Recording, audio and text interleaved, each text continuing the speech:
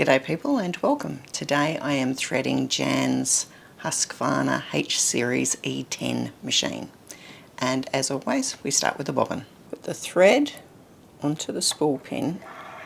If you're using the vertical one, it doesn't matter which way it goes. If you're using the one where it comes off at the side, bring the thread off underneath.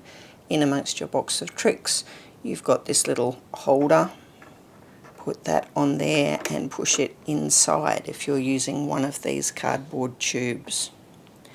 We're going to wind the bobbin first. We're going to go clockwise around here and then under this, or in front of it, and across to the bobbin holder or the bobbin winder. It's important to be in that little bit we just went around clockwise firmly, because that is the tension for winding your bobbins. Take your thread, fold it and give it a twist. In doing that you make it a bit more stiff, and then you can put your thread through the hole in the bobbin from the inside to the outside. Put the bobbin onto the bobbin winder and press across. When you do that, that disengages the main body of the machine, and when I press the foot control,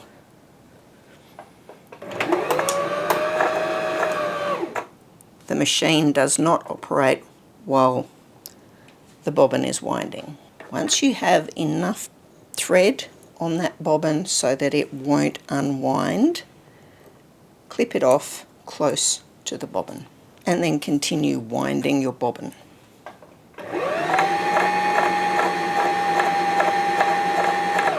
When you have sufficient thread on your bobbin, you can push it across to the left and cut it off.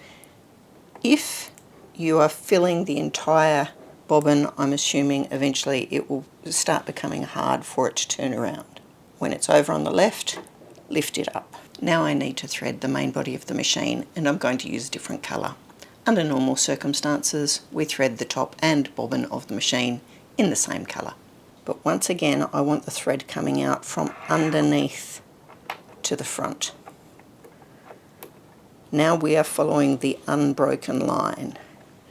We go under and pull to the back, or pull towards yourself rather, and that gets you into that little guide, and then through the one here, the metal. Bring the thread straight down. Now there's a little bit of a problem here. My take-up lever is down because that's where the machine put it while it was winding the bobbin. I want that at the top. So I'm going to wind it towards me until I have the take-up lever at the top. I'm going to bring it up and go around that take-up lever from right to left, and then I'm going to give it a bit of a wiggle to just make sure it's in there properly, and then down the front, ready to thread the needle. There is a further guide just above the needle. You go from the right across to the centre. I have the machine set to stitch A, which has the needle right in the middle. It probably doesn't matter too much to the machine where you have the needle, but I am going to put the foot down to give me some more room, and then the thread should be coming down in front of the needle. This machine has a needle threader on it. If you have the foot down and you pull on it, that sort of gets it all the way that it needs to go. You need to actually pull this a little bit further through to make sure that the hook is going through it as it needs to. So we're going under the guide on the left and then between the two bits that poke out in the middle, and as we pull it back, or as it pulls itself back, the thread has been pulled to the back and you need to pull on that loop. On this particular machine there was no option for my technician to adjust that needle threader so that it would work better. The only way to make sure that the needle threader came all the way through was in fact by pulling it towards the back of the needle. Needle threaders are one of those strange things. When you first get one, they feel so awkward. After you've done it about 10 times, you won't even think about it. You'll just do it. When the needle threader has pulled the loop through to the back of the needle, you have to make sure that you don't pull on the cut end of the thread at the front. That will just unthread it again.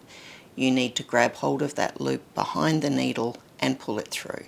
Lift the foot, which will take the tension off, and you can put the thread through the foot. To put the bobbin in, we'll move the accessory case over to the left.